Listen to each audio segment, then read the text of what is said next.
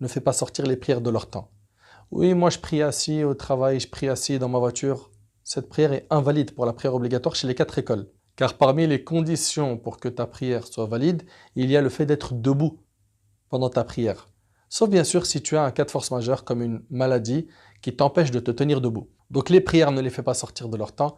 Fais attention à ne pas commettre de haram, à ne pas manger de haram, à ne pas signer des contrats qui sont interdits ou à faire signer des contrats qui ne sont pas permis ou à faire dans ton travail quelque chose qui n'est pas autorisé dans ta religion ou à proposer à autrui des services que la religion interdit. Renseigne-toi. Omar ibn Khattab, radiallahu anhu, à son époque, il interdisait que les gens descendent au marché pour faire du commerce tant qu'ils ne connaissaient pas le fiqh du commerce, c'est-à-dire les règles du commerce. Vous imaginez? Malheureusement, beaucoup de musulmans ne se posent pas la question de savoir si cet emploi est halal ou non. Ils s'engagent dedans, et puis après, quand on lui dit qu'il n'avait pas le droit de le faire, il dit « Mais comment tu veux que je fasse ?» Celui qui délaisse une chose pour Allah, Allah il le remplace par une chose meilleure. Aie confiance en Allah, Allah ne t'abandonnera jamais.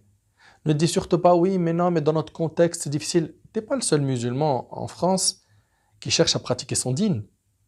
Alhamdulillah, nous sommes des millions. Et par la permission d'Allah subhanahu wa ta'ala, je peux t'en raconter des histoires de plein de personnes qui ne sont pas forcément des patrons, qui arrivent à respecter leur religion dans